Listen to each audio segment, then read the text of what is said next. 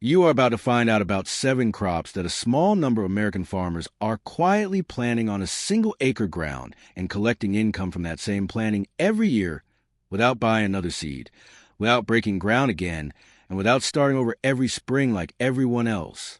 These are not experimental crops. These are not trending on social media. These are battle-tested perennials that are already generating serious money for people who were smart enough to get in before the crowd catches on. And the crowd is catching on. I will show you exactly what each crop is, what it pays, where it grows, and the one piece of information per crop that your competitors do not know yet. Because by the time everyone knows this, the window closes. We are counting down from 7. And if you make it to number 1, you will understand why serious specialty farmers do not talk openly about what they are growing. Number 1 alone could change the entire financial structure of your farm. Let's get into it. And if you are not subscribed, do that right now before we go further, because the algorithm will not keep showing you this channel.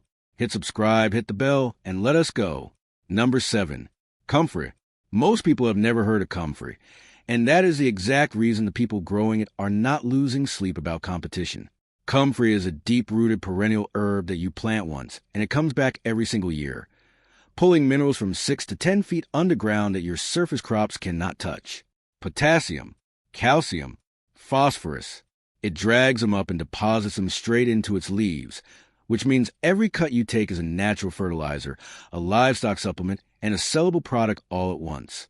It grows in USDA zones 3 through 9, which covers nearly the entire continental United States. 4 to 6 harvests per growing season from a single planting. Fresh weight yield of 20 to 40 tons per acre annually. Dried comfrey root and leaf cells on the bulk herb market for $4 to $12 per pound. A certified organic comfrey operation on a fraction of an acre has been documented at $5,000 to $15,000 per year in dried product alone. Here's the bonus. Comfrey contains Allantoin, a compound that promotes cell regeneration.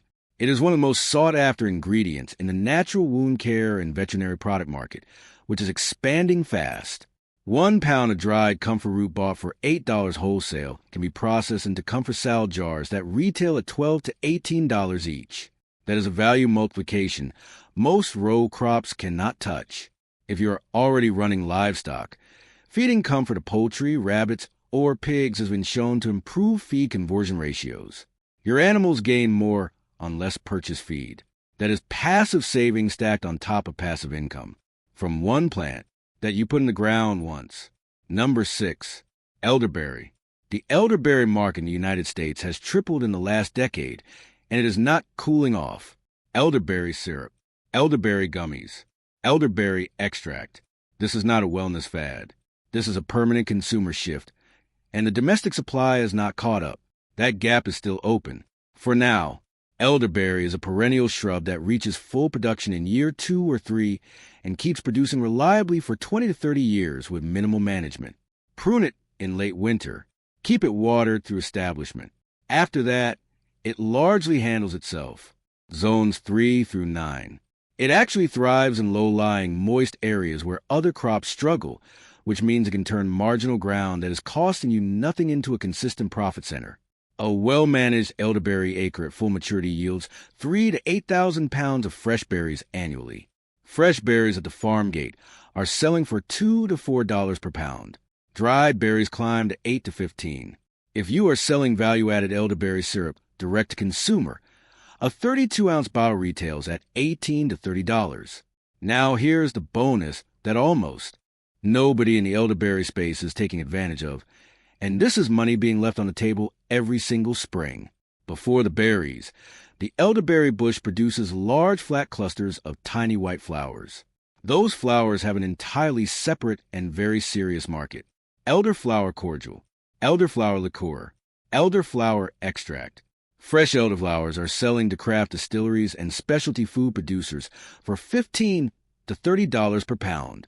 1 acre at full bloom can produce hundreds of pounds of fresh flowers, and harvesting them does not reduce your berry yield if you do it properly.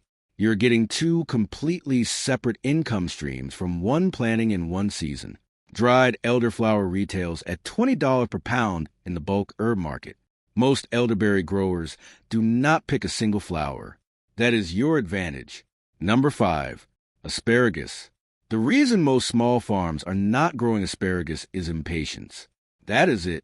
You plant asparagus crowns, you wait 2 seasons, and then it pays you back every single spring for the next 15 to 25 years from that same root system. 2 years of patience. 2.5 decades of harvest. If you dismiss that because of the wait, you will look back in year 3 of replanting your annuals and realize what you gave up. Asparagus grows in USDA zones 2 through 8. In colder climates, actually performs better because it needs a hard freeze to produce those thick premium spears. 1 acre at proper planting density of around 3,000 crowns can yield 3,000 to 5,000 pounds of marketable spears per season. At retail prices of $2.50 to $4 per pound at farmers markets and specialty grocery accounts, that is $7,500 to $20,000 per acre from a crop that requires almost nothing from you year after year once it is established. And the timing is a significant advantage. Asparagus is one of the first fresh vegetables available in spring. It hits farmers markets in April and May when competition is essentially zero and buyer demand is at its absolute peak. Scarcity plus demand equals your best price of the year. Now the bonus. White asparagus. This is a gourmet product almost entirely imported from Europe and Peru into the United States. High-end restaurants pay $12 to $18 per pound for it. Specialty grocers retail it at $8 to $20 per pound. And it is not a different crop. It is your same asparagus crown producing spears that are covered with soil mounds or light block material, so they never develop chlorophyll. Zero additional infrastructure. Zero additional seed cost. The same acre. The same plant. A completely different price point. And no American grower has saturated this market. It is still wide open right now. Number 4. Rhubarb. Rhubarb has a branding problem. People associate with pies and grandmother's garden, and that nostalgic image is hiding a serious commercial opportunity that most farmers are completely missing. Mature rhubarb crowns are productive for 20 years or more. Once established, they require almost nothing beyond dividing crowns every few years to maintain vigor. Zones 3 through 8. The colder your climate, the stronger and more vigorous your rhubarb returns in spring. Commercial yield on 1 acre is 8,000 to 15,000 pounds of fresh stalks annually. Farm stand and farmers market pricing runs $2 to $4 per pound. But here is what most people do not know about the rhubarb market. Commercial production has declined significantly over the last 30 years. Most grocery store rhubarb is imported. Local farm fresh rhubarb has genuine scarcity in the wholesale market, and bakeries, jam producers, and specialty food businesses that need a reliable domestic supply are actively looking for growers right now. They cannot find them. Now the bonus. And this is one of the most underused techniques in all of American small farming. Forced rhubarb. This is an 800-year-old British method that built an entire regional economy in Yorkshire, England, and it has never been properly adopted here. You cover your established crowns in late winter with large buckets or purpose-built pots to exclude all light. What grows inside is pale pink, almost luminous stalks that are sweeter, more tender, and visually stunning compared to outdoor rhubarb. Forced rhubarb appears weeks before the outdoor season. Pastry chefs at high-end restaurants specifically seek it out. Premium farmers markets sell it at $8 to $15 per pound. Almost no American small farmer is doing this at scale. The market is not saturated. The technique costs you almost nothing, and the people who need this product cannot find it. Number 3. Hazelnuts. This is where we move into the woody perennial and tree crop category, and this is where the real long-term wealth in farming lies. The objection most people have to nut crops is that trees take too long. American hybrid hazelnuts do not. Selected varieties from programs at the Badger Set Research Corporation and the University of Nebraska produce first nuts in 3 to 4 years, reach significant production by year 5 to 7, and then deliver for 50 years or more. Hardy in USDA zones 3 through 8. Multi-stem shrubs instead of tall trees, which means easier harvest, better wind tolerance, and higher planting density than traditional orchard trees.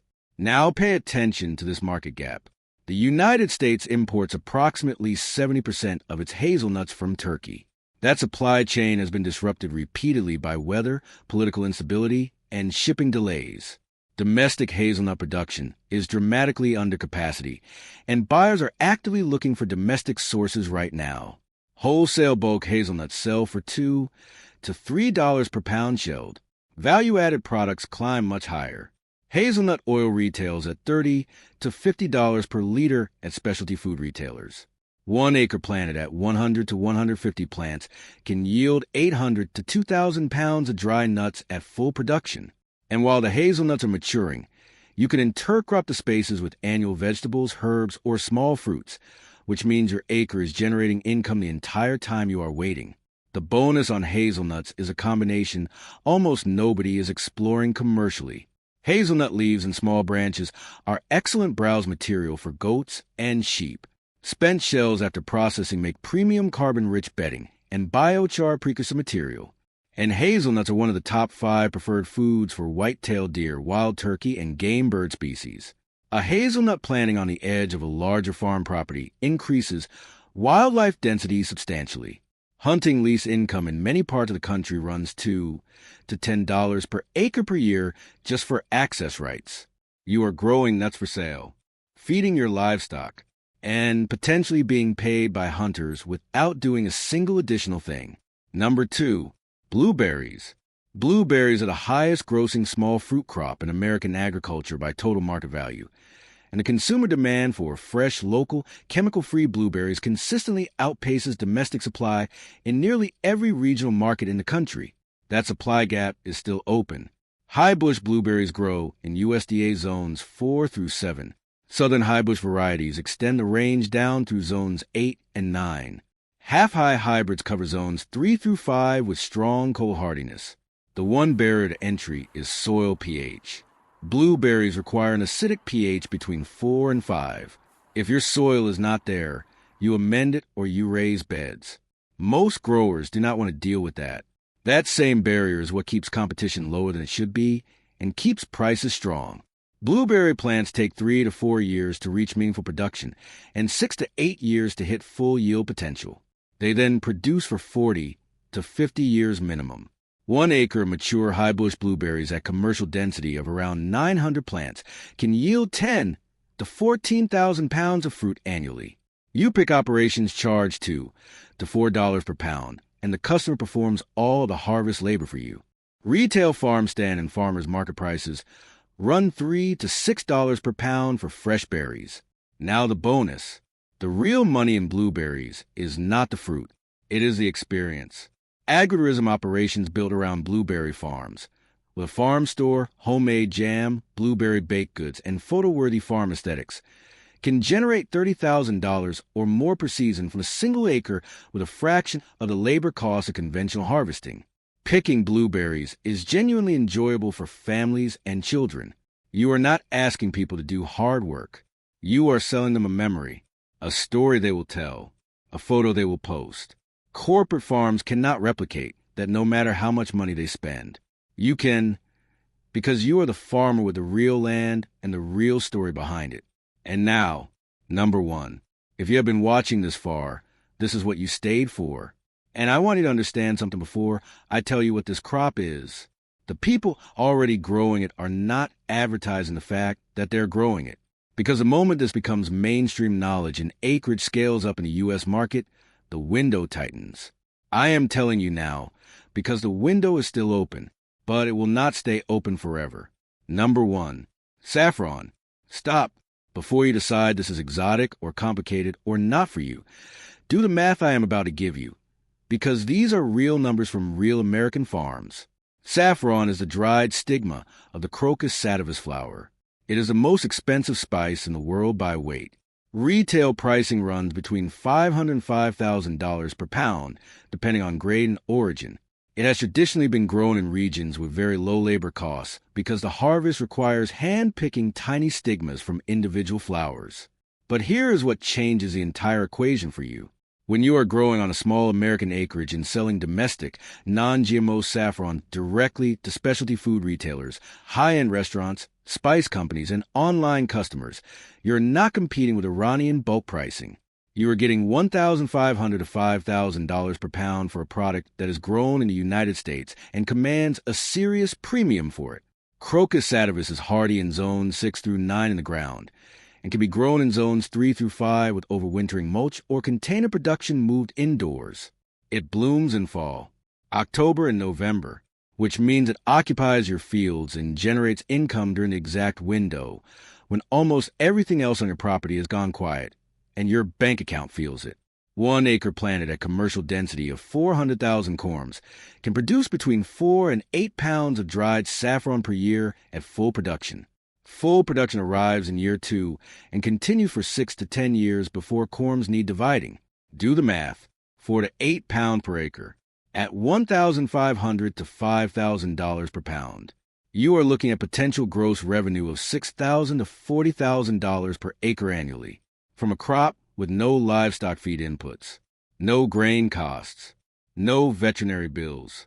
Just corms in the ground producing the most valuable agricultural product per pound on earth during the months when nothing else is producing anything. Now the bonus. And this is the detail that almost no one covering saffron in this space is talking about. Saffron corms multiply underground. Every corm you plant produces between 3 and 10 daughter corms per year. That means after your first season you have more corms than you started with. After year 3 you have enough to either expand your planting at zero additional cost, which multiplies your production going forward, or sell the excess corms to other growers at $1 to $3 per corm depending on size. Corm sales run as a completely separate revenue stream alongside your spice income. You are being paid to grow your own planting stock. The corms cover their own cost. Then they pay you for the saffron. Then they multiply and pay you again for the next generation of corms. There is not another crop on this list with that kind of self-compounding financial structure built directly into its biology. Here is where we are. 7 crops, 1 acre. Comfort building your soil and generating herbal income while cutting your feed costs. Elderberry delivering 2 separate harvests in 1 season with flowers and berries tapping into one of the fastest growing consumer health markets in the country. Asparagus giving you premium spring harvest for 2 decades from a single planting, with white asparagus sitting as an almost completely untapped American market. Rhubarb using a centuries-old forcing technique that almost no American grower is running at scale, producing a product that high-end pastry chefs cannot find domestically and will pay extraordinary prices to secure. Hazelnuts filling a massive domestic supply gap in a market that imports 70% of its product, while simultaneously feeding your livestock and attracting paying hunters. Blueberries anchoring an agritourism model that convert a fruit crop into an experienced business that scales far beyond what the berries alone could ever generate. And saffron sitting at the very top of every income per acre calculation in American specialty agriculture, blooming when nothing else is, paying you in the most expensive spice on earth, and multiply its own planting stock underground every single year. You do not need more land. You need better plants. You now know exactly which ones to put in the ground, and you know the parts of the story that most people covering these crops are not telling. The question is what you do with it from here. Subscribe right now. We release farm income strategies every single week, and what is coming next in this series goes even deeper into the numbers, the markets, and the moves that small farms are making right now that the mainstream agricultural media is not covering. Hit subscribe, turn on notifications, and we will see you in the next one.